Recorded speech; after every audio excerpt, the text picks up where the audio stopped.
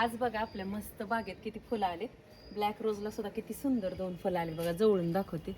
असली मस्त दिसते ते ना, असं जाऊच वाटत नाही घरात, इतकं भारी आहे बघा.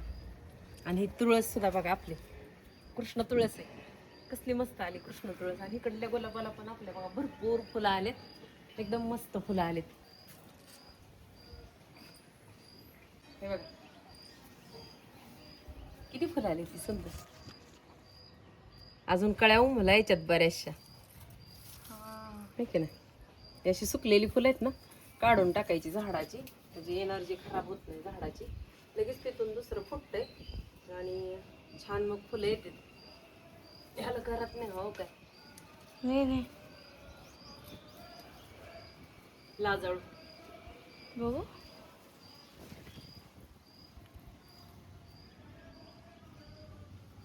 मस्त आहे का नाही.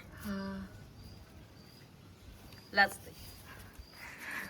मोगऱ्याला तर इतकी सुंदर फुलं आली ती विसरायलाच नको. सगळं पांढरच. पांढरा शुभ्र झालाय बघ. पांढऱ्या गुलाबाला आज महत्वाचं ह्या गुलाबाला जास्त दिवसात फुलं आले. लावल्यापासून बऱ्याच दिवसानंतर फुलं आले. कसलं सुंदर दिसतंय सारखं दिसतंय. हा ना, खरं आहे असं वाटतच नाहीये ते फुल. जवळ जा ना थोडस, म्हणजे दिसतंय व्यवस्थित. हे की नाही, छान आले देशी गुलाबाला फुलं. हा बघू बघू. लावते केसाला. मस्त दिसतंय ना. हो दिसतंय मस्त. हळद उगवली बघा, दाखवायची राहून गेली होती. तर ही हळद लावली होती मी, काढली त्यावेळेस. आणि बघा किती लवकर उगवली हळद आपली. आता ह्यातली आंबे हळद काही असेल आणि काही मग साधी आपली खाण्याची हळद असते ना, ती पाहिजे होती भरपूर, कारण त्याचं ज्यूस वगैरे पिता येतं म्हणून. बघू आता काढल्याशिवाय तर आपल्याला लक्षात येणार नाही. ही सगळी हळदीचे कोंब आहेत बघा. 1 2 3 4 5 6 कोंब आलेत हळदीचे. आणि आणखीन घरात थोडीशी हळद आहे, ती पण लावून बघते, म्हणजे येईल मस्त अशी. आज सगळं झाडून वगैरे काढले, इकडल्या बाजूचं वगैरे, कारण ते हा बोली होय. नेहमी फक्त पुढचं झाडलं जातं.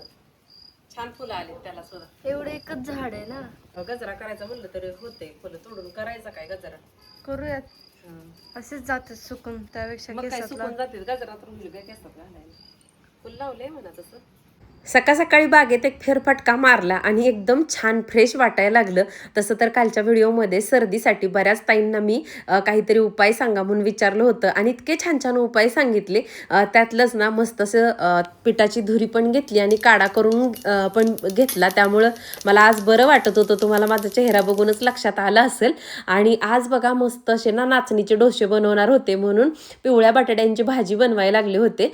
कढईमध्ये 4 चमचे तेल गरम केलं, त्याच्यामध्ये जिरी मोहरी टाकून घेतली आणि मीडियम साईजचा एक कांदा सोनेरी रंग येईपर्यंत परतून घेतला.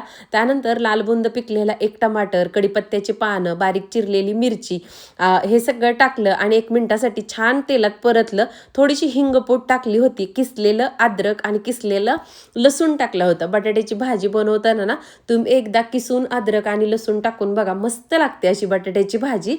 त्यानंतर थोडीशी हळद टाकली आणि आता उकडलेला बटाटा साल काढून बारीक फोडी करून घेतल्या होता, तो टाकला. चवीपुरतं मीठ टाकलं आणि मिक्स करून घेतला. अशा पद्धतीनंच मी नेहमी डोसा किंवा स्पंज डोसा, उत्तप्पा बनवला ना, बटाट्याची भाजी बनवते. खूप छान टेस्टला लागते. आणि नाचणीचे डोसे म्हणाल तर शॉर्ट व्हिडिओमध्ये तुमच्यासोबत शेअर करते, कारण हा व्हिडिओ खूप मोठा होत होता. आणि त्याचबरोबर ना असं झालं होतं की अगोदर तर आज फक्त शॉर्टच व्हिडिओ शूट करायचा असं मनात होतं, पण नंतर थोडं बरं वाटलं म्हणून लॉंग व्हिडिओ शूट केला. तर शॉर्ट व्हिडिओ आपला 2:45 म्हणजे 2:45 वाजता येतो, तेव्हा तुम्हाला नाचणीचे डोसे कसे बनवले ते बघायला मिळेलच. आणि पुण्याला आत्याकडे जाताना ही साडी घातली होती, ती सुद्धा हवेला अशीच ठेवली होती आणि सगळ्या ताईंना ही साडी खूप आवडली. अगदी फक्त 850 रुपयाची ही कॉटनची साडी आहे. आहोंच्या पसंतीनं घेतलेली ही साडी आहे. बऱ्याच ताई म्हटलं कुठून घेतली, तर अगदी लोकल शॉपमधून असंच जाता येता एखादी साडी आवडली ना तर घेतलेली असते माझी साडी. आणि बघा बऱ्याच ताईंना माहिती नाहीये की मी अगोदर ना 2016 पासून एक 7-8 वर्ष साडी बिझनेस सुद्धा करत होते. म्हणजे घरगुती साड्या विकत होते आणि नंतर शॉपसुद्धा टाकलं होतं. पण थोड्या जबाबदाऱ्या वाढल्या, मुलींच्या शाळा वगैरे, म्हणून मी ते शॉप बंद केलं. तर बऱ्याच माझ्या साड्या आहेत ना, ते माझं साडी बिझनेस ज्यावेळेस चालू केलं ना त्यावेळेस स्वतःसाठी घेतलेल्या सुद्धा आहेत. आणि माझ्याकडे ज्यावेळेस साड्या विकायला होत्या ना त्यावेळेस एकदम प्रॉपर ब्रँडच्या साड्या होत्या, लांबी रुंदी उंचीला भरपूर होत्या. काय होतं की प्रत्येक एखादा पीस एखाद्या कंपनीनं लॉन्च केला ना त्याचा कॉपी पीस सुद्धा निघत असतो. आणि मग असं होतं की नाही तिकडे एवढ्या कमी किमतीत आहे, इकडं जास्त किमतीमध्ये.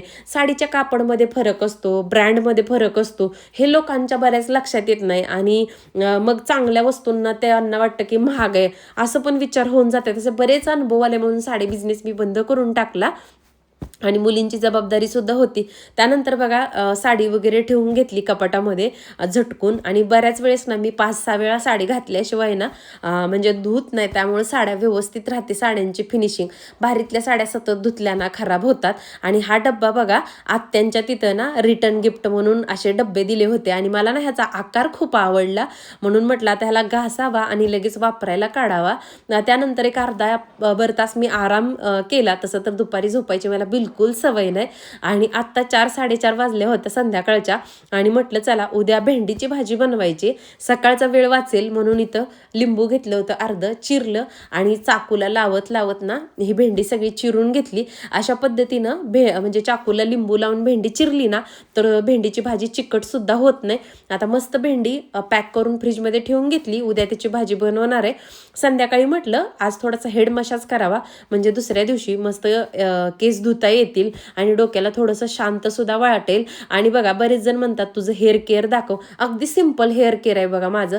हे घरीच बनवलेलं तेल आहे ना ते केसासाठी आठवड्यातून 3 वेळा वापरत असते. आणि हिमालयाचा शॅम्पू म्हणजे डेली केअर, डॅन्ड्रफ असेल तर डॅन्ड्रफ हे शॅम्पू मी वापरत असते. अधूनमधून रोजमेरीचं जे झाड आहे ना त्याचं पण वॉटर बनवून केसावरती स्प्रे करत असते. हळूहळू प्रत्येक व्हिडिओमध्ये थोड्या थोड्या गोष्टी मी शेअर करत राहीन. त्यामुळे आपले व्हिडिओ स्किप न करता शेवटपर्यंत नेहमी बघत चला म्हणजे थोड्या थोड्या माहिती तुम्हाला होऊन जाईल.